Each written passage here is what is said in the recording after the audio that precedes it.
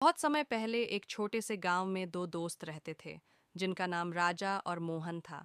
दोनों बचपन से ही बहुत अच्छे दोस्त थे। वे एक दूसरे के साथ खेलते, पढ़ाई करते और हमेशा साथ रहते थे। राजा और मोहन का रिश्ता बहुत मजबूत था और दोनों एक दूसरे के साथ हमेशा मदद करने के लिए तैयार रहते थे। एक दिन गांव के पास एक बड़ा जंगल था जहां लोग बहुत कम जाते थे। राजा और मोहन ने सोचा, चलो इस बार हम उस जंगल में घूमने जाते हैं। दोनों बहुत खुश हुए और जंगल की ओर चल पड़े। जंगल में जाते हुए दोनों ने देखा कि एक पक्षी घायल पड़ा था। राजा ने मोहन से कहा। हम इसे छोड़ नहीं सकते। हमें इस पक्षी की मदद करनी चाहिए। मोहन ने भी सहमति जताई और दोनों ने मिलकर उस पक्षी को उठाया और उसे एक सुरक्षित जगह पर ले जाकर रखा। राजा ने मोहन से कहा।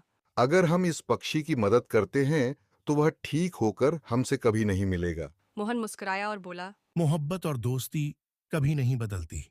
जो हम करते हैं वह हमारी अच्छाई होती है और किसी से कुछ लेने की उम्मीद नहीं रखनी चाहिए। कुछ समय बाद राजा और मोहन वापस अपने गांव लौट आए। अगले दिन जब वे अपने घर के पास खेल रहे थे, अचानक एक आदमी आया। उसने कहा। मैं वह पक्षी हूं जिसे आपने जंगल में बचाया था। मैं तुम्हारा धन्यवाद करता हूं क्योंकि तुमने मेरी मदद की। मैंने तुम्हारे गांव के पास एक बड़ा बाग लगवाया है ताकि तुम हमेशा ताजगी और फल पा सको। राजा और मोहन हैरान हो गए और समझ गए कि जो हम अच्छे काम करते हैं वह हमें बिना किसी उम्मीद के वापस मिलते हैं।